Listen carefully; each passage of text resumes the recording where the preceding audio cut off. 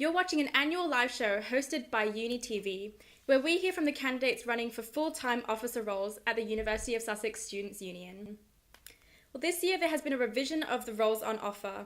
We'll be hearing tonight from candidates running for officer positions in the following categories: society and citizenship, activities, welfare, undergraduate education, postgraduate education, and finally, the Students' Union President. Hi, my name's Sarah Gibbons.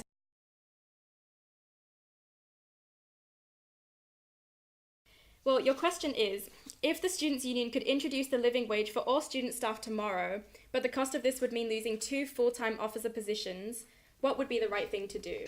If we were to drop the living wage and don't implement it, what it means is that we're underpaying our staff, and not legally underpaying, but ethically underpaying. One of the other things that I think comes up in the discussions quite a lot is the non-student staff who are also part of the community on the university for the university campus, and that they should be involved in the decision making, because at the moment they're not really given a voice. So that would be one of the things that I'd like to see. Hi, I'm Emily Robbins. Hi everyone, I'm Lindsay. Hi everyone, I'm James. Given the Students' Union position on responsible drinking, should sports teams be prohibited from seeking sponsorship from bars? A ban won't necessarily solve the issue. If people want to binge drink, they can do it at home. I think it's safer to do it in an establishment, especially considering that bars have to encourage responsible drinking themselves. If censoring sponsorship is now something we're doing as a union, should we be censoring the entire student experience? Should we be censoring Freshers' Week or campuses or accommodation? Should all of this be alcohol free? But secondly, we should be promoting responsible drinking, not blaming the location of socials for this irresponsible behaviour that can happen. What is the Homeless World Cup and how would it work? I'm so glad you asked that. So this is super exciting. So the Homeless World Cup, this year it's in Amsterdam. Really recommend everyone to look on YouTube. The videos are so inspiring. Basically, it's all across the road. Homeless people are invited to make teams, because one of the ways that people lead rehabilitation programs is through football, because it promotes teamwork. Like, sports are incredible for getting people off the streets and getting them together, talking to people. It's absolutely phenomenal. Hi, I'm Rihanna. Hi, I'm Emily Pinto. You say in your manifesto that you would end CoOp's monopoly on campus. How do you propose that you would do this? Well, the CoOp on campus earns the most profit, and I feel like they exploit international students who don't know where else to shop, so they go to the one on campus, and they have higher prices than any other store on any of their other stores. If you go into town, it's much cheaper. So I would do this by challenging them on lowering their prices or saying we would replace you. I know CoOp is an ethical store, but at the same time, more students were broke, so they shouldn't be overcharging us in this way. If the university offered to double the amount of support service provision, but the cost of this would be increased rent on campus, would this be acceptable? Well, money is a big thing for students. We do whinge about it a lot. But if you look at the amount of debt that people get into, last year the average amount for one person once they've graduated was 44 grand, which makes me want to vomit a little bit. So really, I don't think that increasing our living costs is really going to help student wellbeing. That doesn't really make any sense to me. So maybe it's more of an issue of money management. If we're just upping the living costs, we're only making education possible and feasible and accessible for a certain amount of people. So what does it matter if they have better services, if we're kind of damaging our duty to have equal opportunity for further education for everyone? Let's go to Max in the green room. Max, how's it going? Thank you, Christine. Great job so far. Well done to all the candidates who have taken part, and good luck to those still to come. Remember to vote in these elections. If you haven't already, follow UniTV on Facebook, Instagram and Twitter. In this 10-minute break, we're going to be asking our candidates some quick-fire questions, starting with, can you summarise your campaign in one word? Empowerment. Community. Fairness. Inclusivity. Passionate. Umbrella. Meow. You. Change. A fight. Winning. Super. Equality. Unity. Equality. Groundbreaking. Togetherness. Representation. Extensive. Palm trees. Championing. Empowerment. Next question, do you sing in the shower? Sometimes. Absolutely. Definitely a bit of Kylie. Who doesn't? I try. Am I the only person here who doesn't sing in the shower? You're lying to yourself if you say you're not. Exclusively Disney. Favourite Disney song?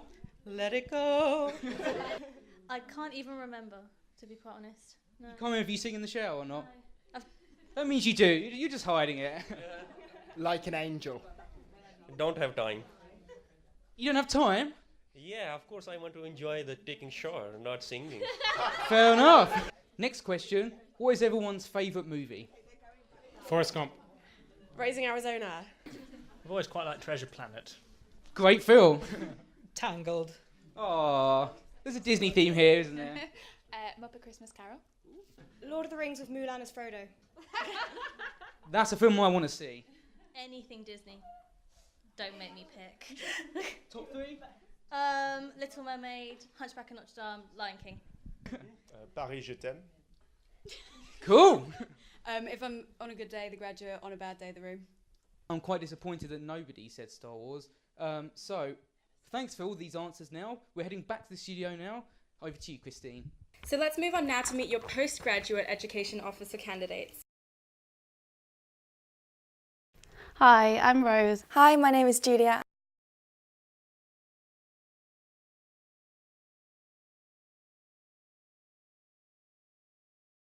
Levels of postgraduate student participation within the Students' Union have historically been lower than that of undergraduates.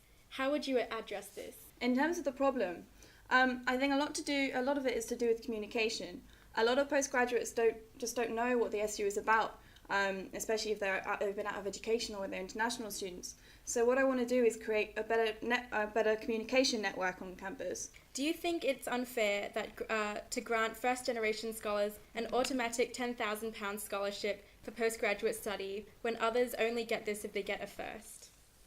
I think in general we should be moving away from this idea that you even have to pay for university. Like, I'm an advocate for the campaign for free education, and I think that's really important. And so I think although it's great that universities bringing in these ways to help people pay for it and bringing more people into postgraduate education, in fact we shouldn't be paying for education at all. Hi, I'm Andy. Hi, my name's Max. Hi, I'm Josh Littlefair. The union should introduce gender quotas to ensure a more representative gender balance in future presidential races. Please discuss. So I don't think quotas are the way to go, because you can't just kick out candidates for being men and you can't make women run, but we do need some form of positive action, because it's not good enough that I'm the only girl running right now. 3 men answering that question. I mean, what a great place to start. I don't know, I guess the question of whether or not there should be a quota per se would be something I'm not sure how that would work in practice. But I think it's certainly an interesting idea, and all female party shortlists have worked very effectively in a number of political parties in the UK. Should the university prioritise investing money into initiatives to reduce its carbon footprint or to improve teaching facilities? I think that you can't sacrifice the environment and you can't sacrifice teaching. You know, what is the point of a university if it does not teach, and what is the point of a university if it does not look forward? A big thank you to all of the candidates who've joined us today, and we wish you all the very best of luck in your campaigns.